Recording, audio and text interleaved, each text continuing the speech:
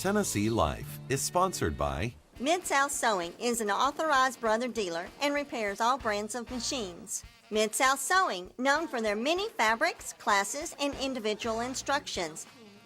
Classes on sewing and embroidery machines, software, sergers, and quilting. Mid-South Sewing, Knoxville and Murfreesboro. Tennessee Life is also brought to you by Next to New, an upscale consignment shop serving Knoxville. nexttonewknox.com. And by The Flower Pot, for over 100 years, offering flowers and same-day delivery with 2 convenient Knoxville locations. knoxvilleflowerpot.com. And by viewers like you. Thank you. Coming up on this edition of Tennessee Life, from family recipes to the raw ingredients, Tennesseans love their hot sauce. Meet home state athlete Scott Holtzman, who likes it so much, it's his nickname. Everybody has a nickname. Some of them I think are really silly.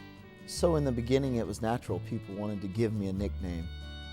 Sometimes the best sauces are passed down from generation to generation. The story behind Gunshot Sauce really lives up to its name. He had 2 passions. He loved to duck hunt, and as such, he loaded his own shotgun shells. And he also loved barbecuing. And with that, he also kind of created his own barbecue sauce recipe. And he combined his 2 passions by figuring out a way to put his sauce into his self-loaded shotgun shells and shoot his pork shoulders while they're on the smoker. This man not only grows unique Tennessee varieties of chili peppers, he captures the spicy flavor in his homemade chili sauces. Those stories next on Tennessee Life. Thanks for joining us for this spicy edition of Tennessee Life. I'm Vicki Lawson. When Scott Hot Sauce Holtzman isn't in the ring making a name for himself, he's training at home in Knoxville, Tennessee. We talked with Scott about how he got into the Ultimate Fighting Championship, but we start with how this fighter got his nickname.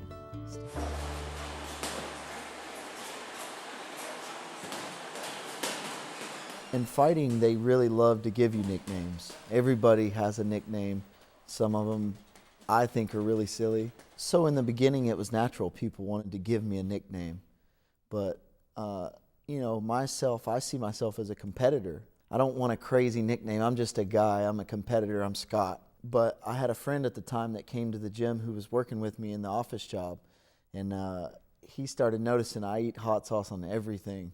So he started calling me Hot Sauce, brought it to the gym, and it kind of stuck. And I was like, okay, that's pretty cool. I'll take that. And it actually, you know, it applies. That's me. I eat a lot of hot sauce, so it's got a good ring to it. I'll go with it. Did you do martial arts growing up, or were you into many sports? I did some traditional martial arts for a little bit, but I played everything. You know, coming up, I was an athlete. I played every sport really I could manage.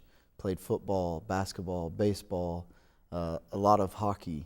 Hockey was one of your favorite sports. Have you played that competitively? Yeah, I played some club hockey, and I tried to play some professional hockey. I had a short run with the Knoxville Ice Bears. I did that. Had a lot of fun with that and learned a lot too, but didn't work out how I envisioned it or how I wanted it to. So ultimately, you could say it led me to MMA and where I'm at now. How did you get into the sport of the MMA and UFC fighting? After college, I played some college baseball and college club hockey. And then it became time to grow up and become an adult. And I got a sales job where I was sitting in a cubicle and talking on the phone and looking at the computer all day. And it drove me crazy. So I went to the gym to just look for another outlet, exercise outlet. Had a friend that did Brazilian Jiu-Jitsu at the time. So I started doing that, and after about a year, my competitive side kind of took over. I realized I was kind of pretty good at it, so started competing a little more, and here I am. So when did you start really fighting? What year?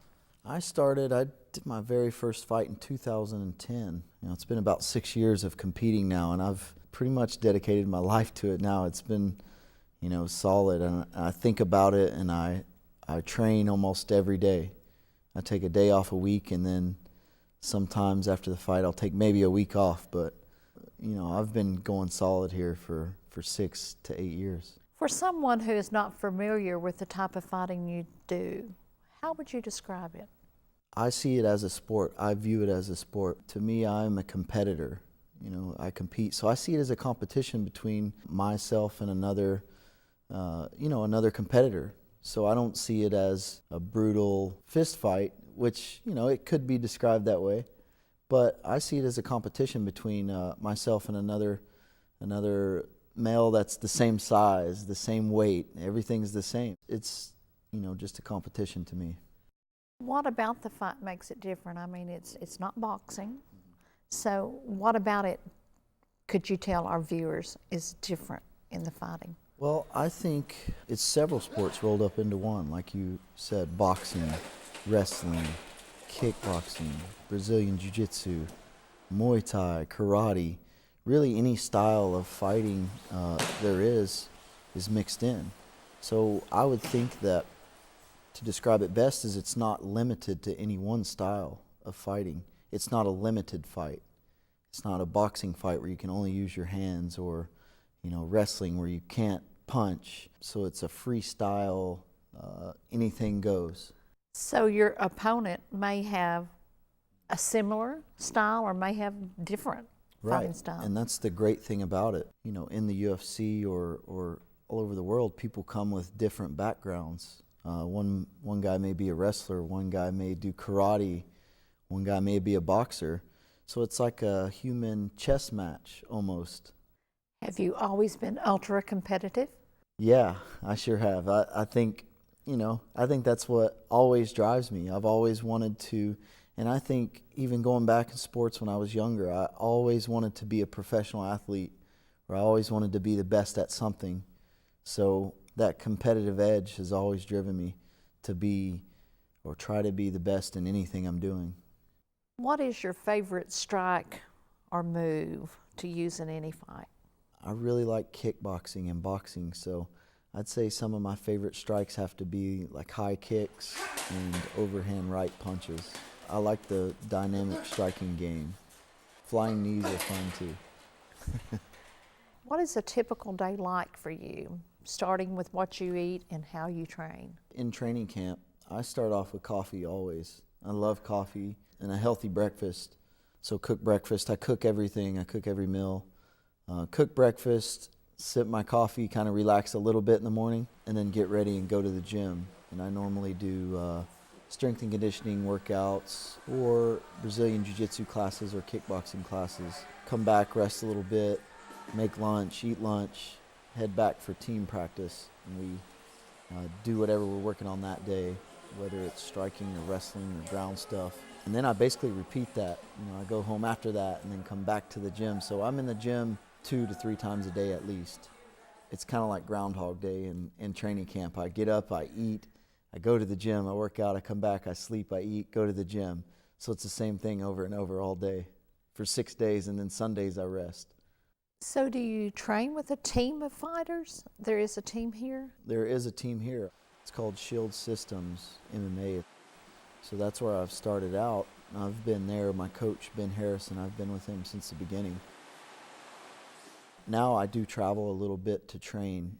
I had to seek out more training partners, higher level training partners, as I got better and better and progressed in the sport. So I traveled to Arizona now to a place called the MMA Lab, and there are lots of other UFC guys there and high level fighters that I train with every day.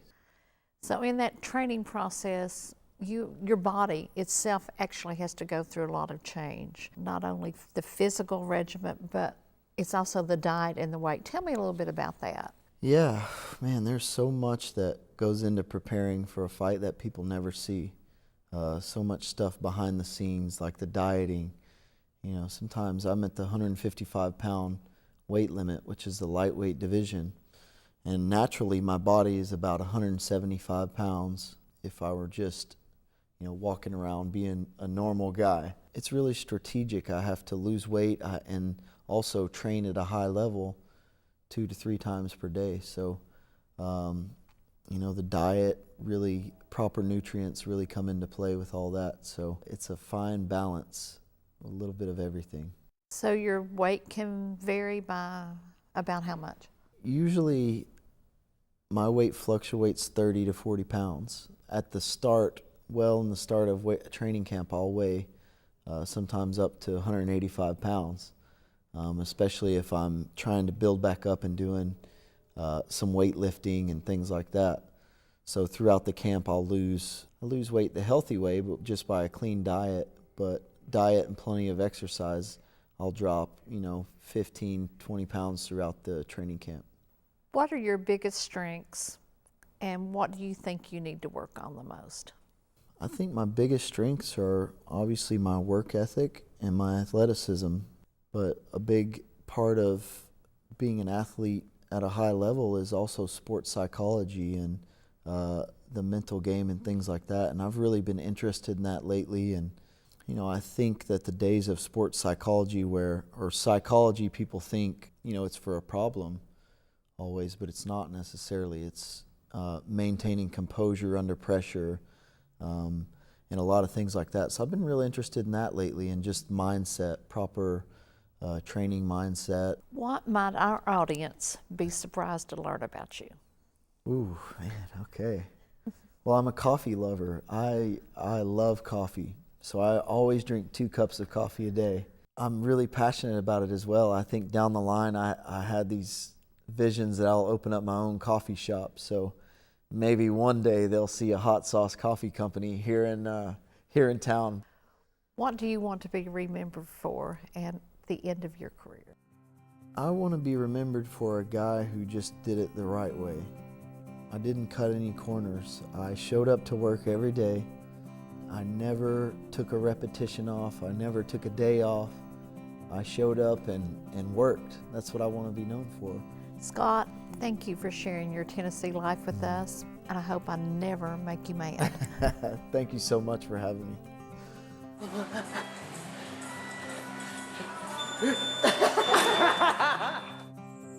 Later on Tennessee Life, we go to Talbott, where this man grows unique varieties of Tennessee chili peppers and turns them into specialty sauces. But first, a quirky relative, a shotgun, and a story that got passed down are the inspiration behind Gunshot Sauce. Sometimes the best recipes start with relatives, or in this case, a shotgun. That's part of the story behind Will McCarthy's Gunshot Sauce, which he perfected in his Tennessee kitchen.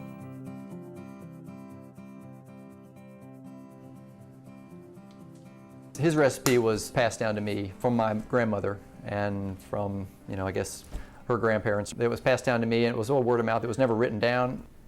He's my great-great-grandfather, Grandpa Wilford. He had 2 passions. He loved to duck hunt, and as such, he loaded his own shotgun shells. And he also loved barbecuing. And with that, he also kind of created his own barbecue sauce recipe. And he combined his 2 passions by figuring out a way to put his sauce into his self-loaded shotgun shells and shoot his pork shoulders while they're on the smoker and kind of inject some sauce or spray some on the outside or what have you, and the neighbors would hear the gunshots ringing out from his farm, and they were like, oh my gosh, he's barbecuing, it's great, let's go to pay him a visit. I think a lot of people probably thought he was a bit off his rocker a little bit, shooting things on his smoker, but for whatever reason, that was his again, rather eccentric technique, and it worked well because people loved his barbecue. My name is Will McCarthy.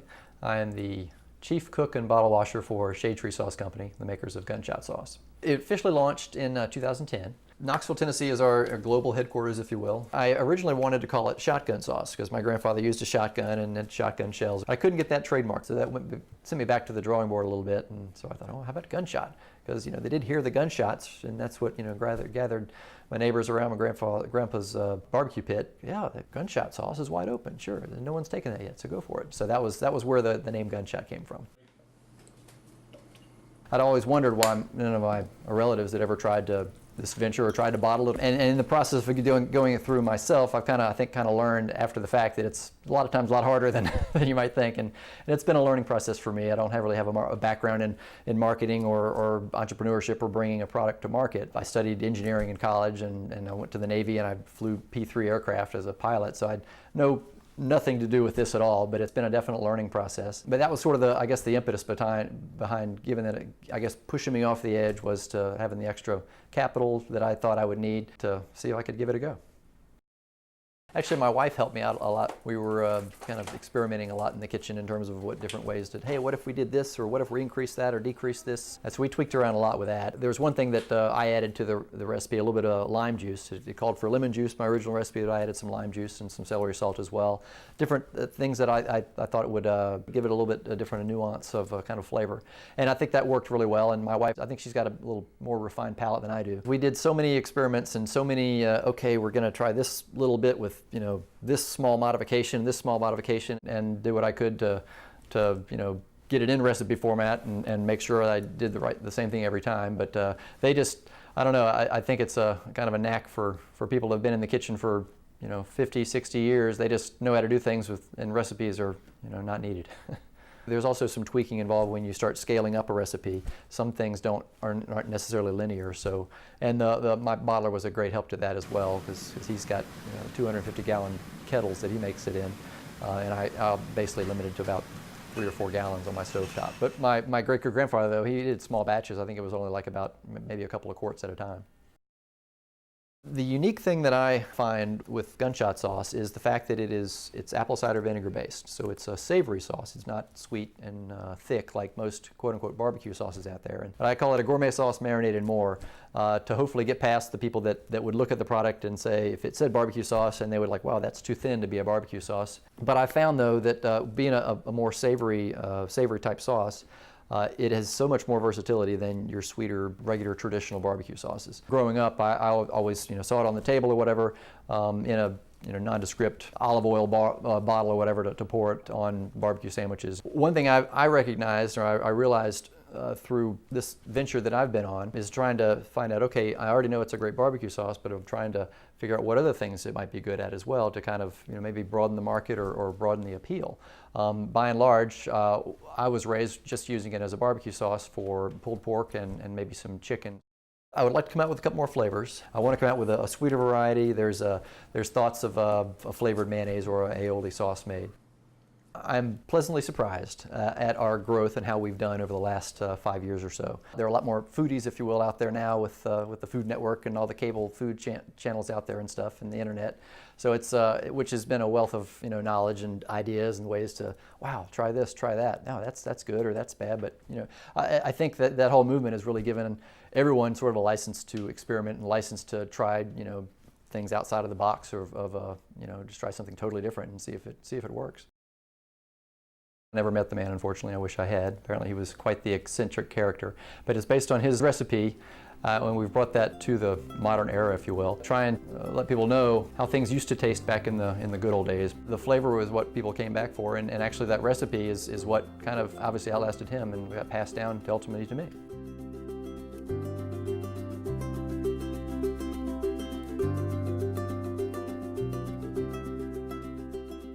You could say Jim Smith has a passion for chili peppers. He grows several unique to Tennessee varieties at Rushy Springs Farm in Talbott.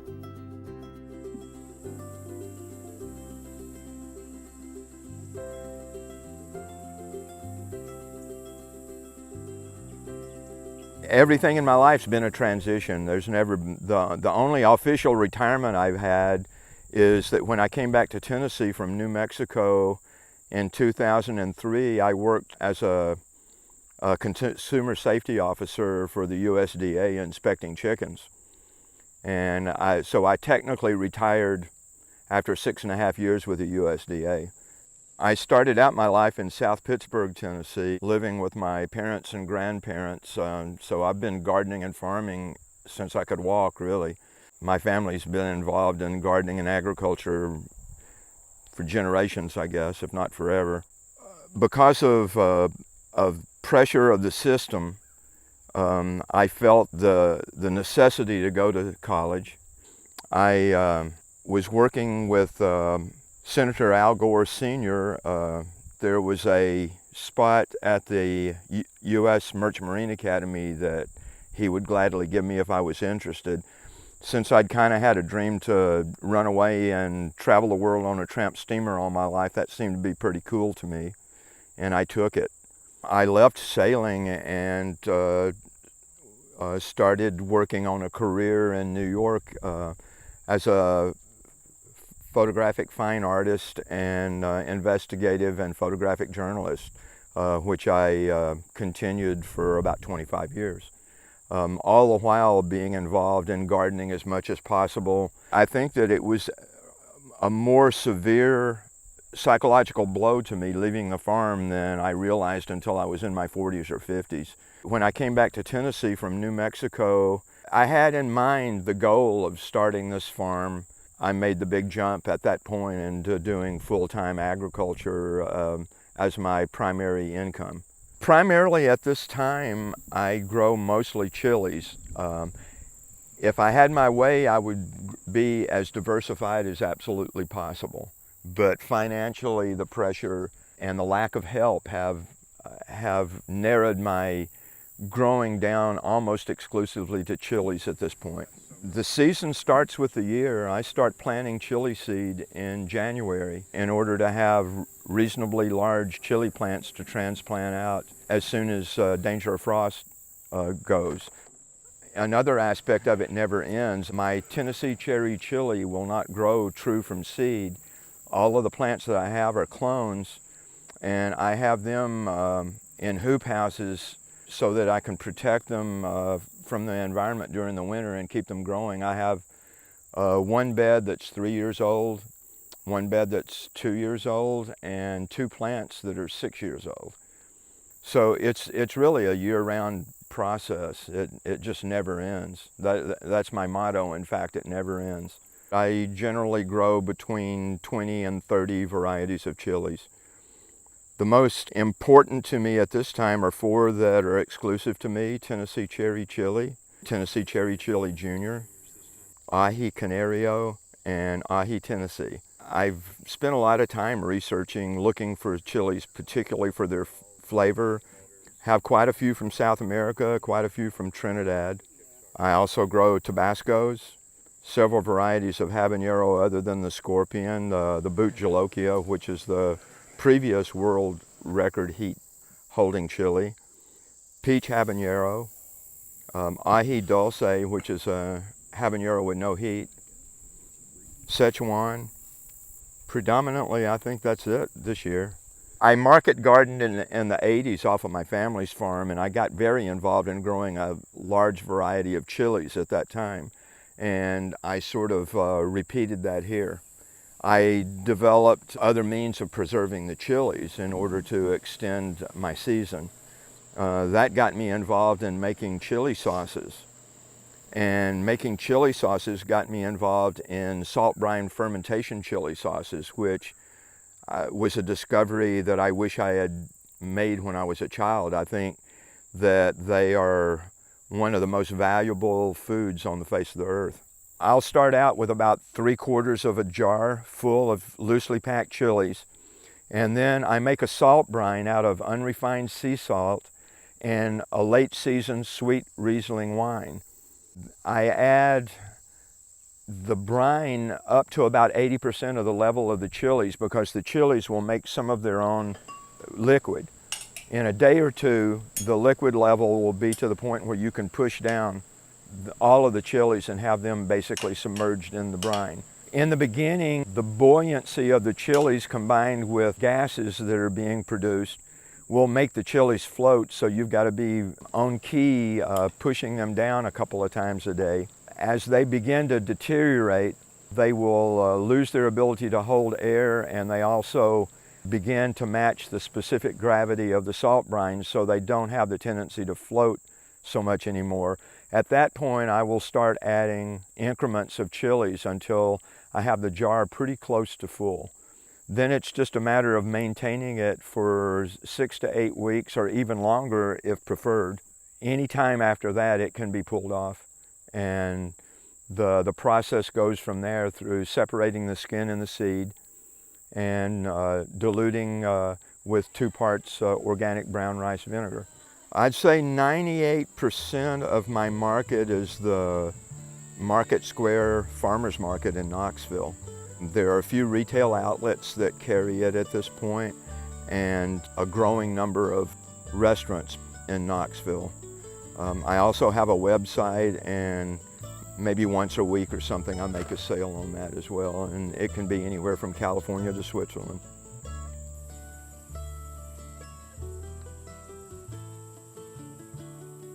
I'll have to try to spice up my next meal with some of these Tennessee hot sauces. We hope you've enjoyed this edition of Tennessee Life. I'm Vicki Lawson. See you next time.